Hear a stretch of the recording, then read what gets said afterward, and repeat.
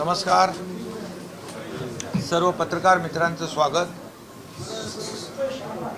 मराठवाड्यामध्ये मोठ्या प्रमाणावर अतिवृष्टीमुळे पूर परिस्थिती निर्माण झालेली आहे आणि काल देखील मी स्वतः मराठवाड्यातल्या अनेक जिल्हाधिकाऱ्यांशी बोललो.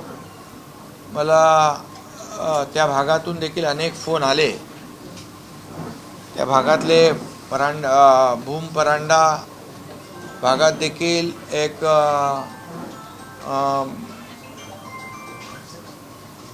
अनेक ठिकाणी काही लोक पुराच्या पाण्यामुळे अडकले होते. आमचे आमदार तिकडचे तानाजी सावंत यांनी देखील मला फोन केला. तिथल्या अनेक पदाधिकाऱ्यांनी नागरिकांनी देखील फोन केल्यामुळे मी स्वतःच सर्व जिल्हाधिकाऱ्यांशी, डिझास्टर मॅनेजमेंट, मुख्य सचिव, त्याचबरोबर NDRF आणि ज्या ठिकाणी हेलिकॉप्टरने एअरलिफ्ट करण्याची आवश्यकता होती त्या ठिकाणी आर्मीच्या लोकांशी देखील बोललो आणि अनेक ठिकाणी त्या भागातल्या लोकांना मदत झाली. मुख्यमंत्री देखील स्वतः सर्व या घटनाक्रमांवर लक्ष ठेवून होते. त्यांच्याही सूचना सगळीकडे जात होत्या आणि एकंदरीत सर्व जी काही आमची टीम आहे, प्रताप सरनाईक देखील तिथले पालकमंत्री म्हणून ते देखील अगोदर पण दौरा करून आले होते. 4 दिवसाचा त्यांचा त्या भागामध्ये दौरा होता आणि एकंदरीत मराठवाड्यामध्ये परिस्थिती गंभीर आहे. अनेक जिल्ह्यात मराठवाडा आहे, उत्तर महाराष्ट्र आहे, विदर्भात देखील काही ठिकाणी मोठ्या प्रमाणावर ढगफुटी झाली. पश्चिम महाराष्ट्रात देखील आज शंभूराजे देसाई यांनी देखील अनेक ठिकाणचा उल्लेख केलेला आहे. त्यामुळे अनेक ठिकाणी ढगफुटी सदृश्य परिस्थिती होती. ढगफुटीमुळे एकाच वेळेला फार मोठ्या प्रमाणावर पाऊस पडल्यामुळे खूप मोठ्या प्रमाणावर शेतकऱ्यांचं शेतीचं नुकसान झालेलं आहे आणि शेतीचं नुकसान झाल्याबरोबर शेतीच्या नुकसानीबरोबर मोठ्या प्रमाणावर जमीन देखील खरडून गेलेली आहे. अशी देखील अनेक गावं आहेत की ओढ्याच्या नाल्याच्या बाजूला जी काही गावं आहेत त्या प्रवाहामध्ये संपूर्ण माती वाहून गेल्यामुळे मोठ्या प्रमाणावर तिथं जमिनीची हे झालेली आहे, वाहून गेलेली आहे, खरडून गेलेली आहे. त्या बाबतीत देखील आज कॅबिनेटमध्ये चर्चा झाली आणि झालेल्या नुकसानीच्या पंचनाम्यांच्या संदर्भात देखील चर्चा झालेली आहे आणि युद्ध पातळीवर झालेल्या नुकसानीचे पंचनामे होतील, शेतीचे नुकसानीचे पंचनामे होतील. काही जीवितहानी देखील झालेली आहे, त्यांना देखील तात्काळ सरकारच्या वतीने मदत दिली जाईल. काही गाई, म्हशी, गुरं यांची देखील जनावरांची हानी झालेली आहे. काही ठिकाणी घरांची देखील पडझड झालेली आहे आणि म्हणून अशी एकंदरच ज्या प्रकारची नुकसान झालेली आहे या बाबतीमध्ये आज कॅबिनेटमध्ये देखील या बाबतीत गांभीर्याने चर्चा झाली आणि शासन म्हणून आम्ही शेतकऱ्यांच्या पाठीशी उभे होतो आणि आजही आहोत आणि उद्याही राहणार आहोत. कारण शेतकरी बळीराजा आपला अन्नदाता आहे. त्यामुळे आमच्या मागच्या 2.5 वर्षाच्या काळात देखील शेतकऱ्यांना मोठ्या प्रमाणावर मदत करण्याचं काम किंबहुना त्यांच्यासाठी योजना राबवण्याचं कामही आपण केलेलं आहे आणि म्हणून या संपूर्ण पार्श्वभूमीवर मुख्यमंत्री महोदयांनी देखील सूचना केलेल्या आहेत की तेही देखील स्वतः सोलापूर जिल्ह्याच्या दौऱ्यावर जाणार आहेत. मी देखील उद्या धाराशिव जिल्ह्याच्या दौऱ्यावर जाणार आहे. माझ्याबरोबर पालकमंत्री प्रताप सरनाईक आणि इतर लोक असतील. आता isakal.com आहे देशातील नंबर 1 ची मराठी न्यूज वेबसाईट. प्रत्येक अपडेटसाठी isakal.com ला नक्की भेट द्या.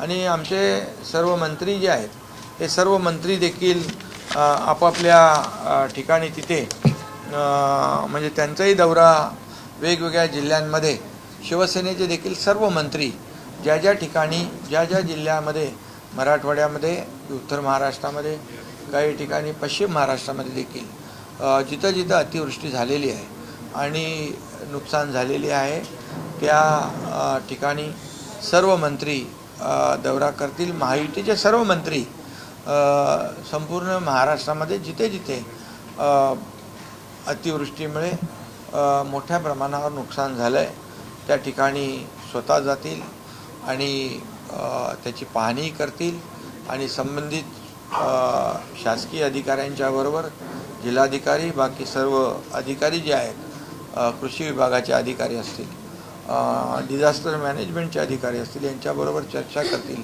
आरोग्यमंत्री देखील स्वतः या ठिकाणी दौरा करणार आहेत कारण या सर्व अतिवृष्टीच्या पार्श्वभूमीवर साथीचे आजार देखील उद्भवू शकतात कारण जनावरं देखील मोठ्या प्रमाणावर दगावलेली आहेत.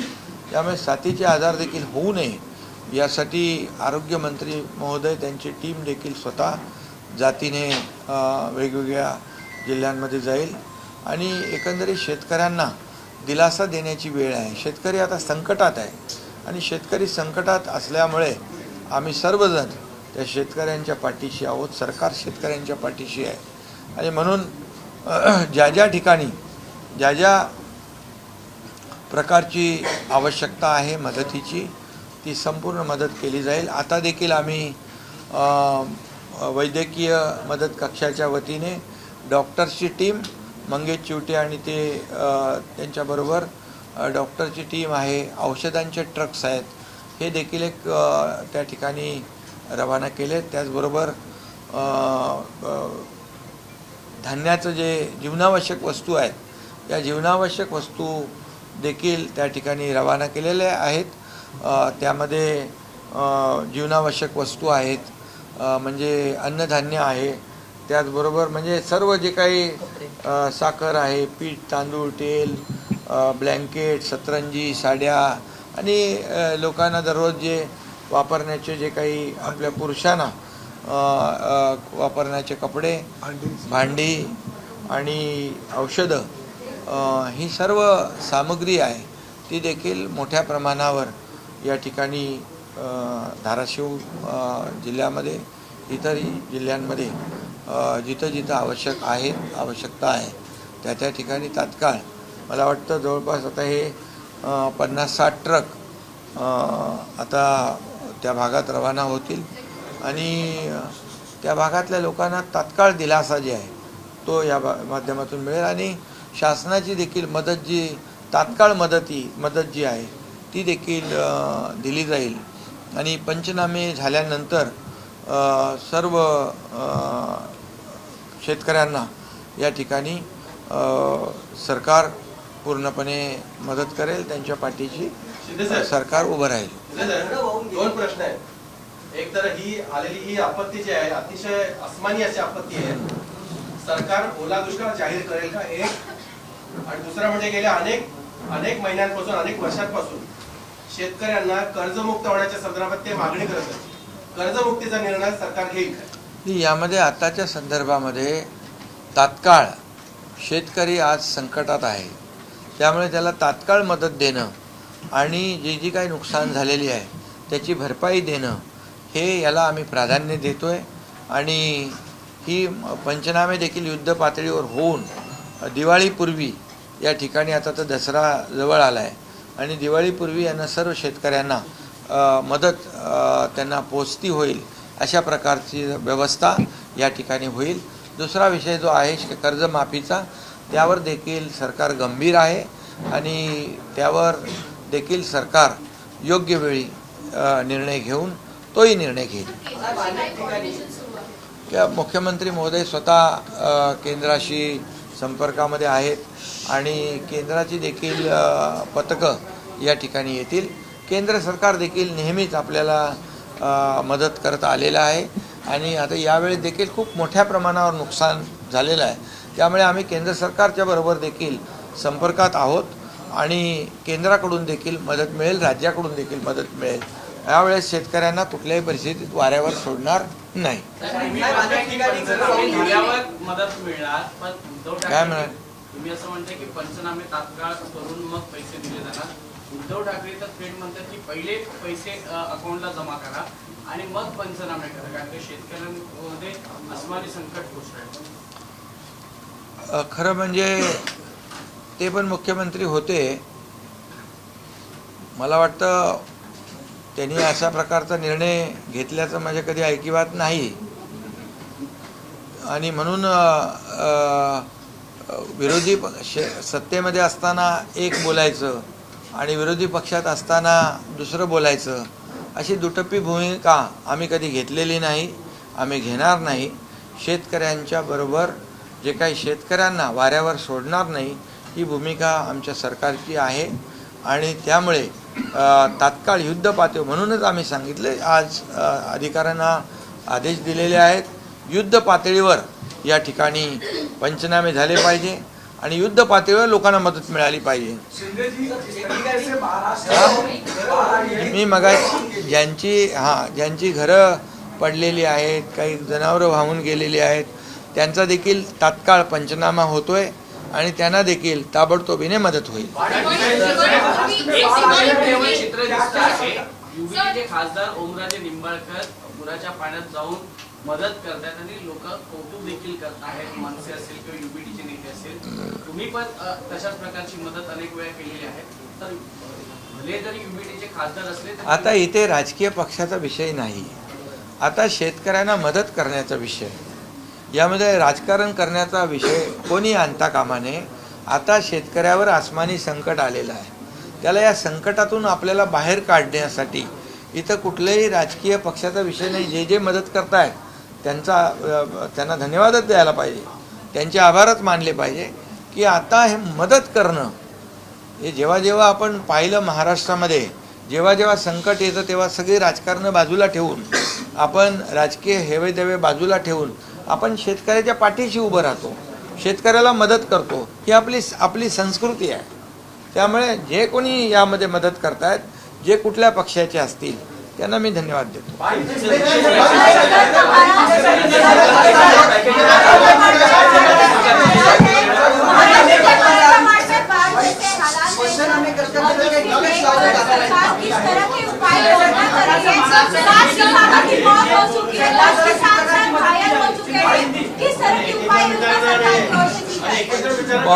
बहुत ही दुर्भाग्यपूर्ण ये सब परिस्थिति है. ये किसानों के ऊपर आया हुआ बहुत बड़ा आसमानी संकट है, ये बहुत बड़ी आपदा है. और ये मराठवाड़ा में और ज़्यादा विशेष करके मराठवाड़ा में काफ़ी बारिश हुई है. ये मर्यादा लिमिट से बाहर बारिश हुई है. उत्तर महाराष्ट्र में, पश्चिम महाराष्ट्र में, विदर्भ में भी कई ज़िलों में ये भारी बारिश की वजह से लोगों को काफ़ी नुकसान पहुंचा है. मुझे कल भी कई मराठवाड़ा से कई ज़िलों में से फ़ोन आ रहे थे कि हम यहाँ फंसे हुए हैं, हमें यहाँ से निकाला जाए. हमारे वहाँ के विधायक तानाजी सावंत, उनके कई गांव के लोगों ने, कई पदाधिकारियों ने बार बार फ़ोन किया था. और तब जहाँ हेलीकॉप्टर की ज़रूरत थी, तब हेलीकॉप्टर से उनको एयरलिफ्ट भी किया गया. और इसलिए मैं कल भी कई जिलाधिकारियों से, विभागीय आयुक्त जैसे मैंने कल बातचीत की और जायज़ा भी लिया हुआ है. आज भी कैबिनेट में बहुत ही गंभीरता से इस विषय पर चर्चा हुई है. मुख्यमंत्री महोदय जी ने भी सभी को सूचना दी हुई है कि ऐसे हालात में हम किसानों के बीच जाने चाहिए और हर जिले में जहाँ जहाँ बाढ़ है, वो भी खुद मुख्यमंत्री जी सोलापुर जाने वाले, मैं भी खुद धाराशिव जाने वाला हूँ. मेरे साथ पालक मंत्री प्रताप सरनाईक जी है और हमारे मंत्री जो है, सभी शिवसेना के भी मंत्री जहाँ जहाँ आपदा आई है वहाँ जाने वाले, और महायुति के भी सभी मंत्री सब जगह जहाँ जहाँ ये आपदा आई हुई है, वहाँ किसानों का नुकसान हुआ है, वहाँ जाएंगे, वहाँ का जायज़ा लेंगे डायरेक्ट, और वहाँ क्या परिस्थिति है, क्या क्या नुकसान हुआ है, इससे अधिकारियों से बातचीत भी करेंगे और वार फुटिंग पर जो पंचनामा है वो भी करने होगा और जल्द से जल्द हमारी कोशिश है कि किसानों को राहत मिले, किसानों को पैसे मिले। भाई जिस तरीके से 2000 करोड़ से ज्यादा आप लोगों ने आज कैबिनेट में मंजूर किया, अलग अलग तरीके से लोगों को राहत देने के लिए अपोजिशन कह रहा है या यूबीटी के लोग कह रहे हैं कि सरकार गंभीर नहीं है और अभी तक किसानों को मदद मिलनी चाहिए, वो नहीं मिल पा रही है। देखिए, अभी इसमें तो ऐसे समय में विपक्ष को भी राजनीति नहीं करनी चाहिए।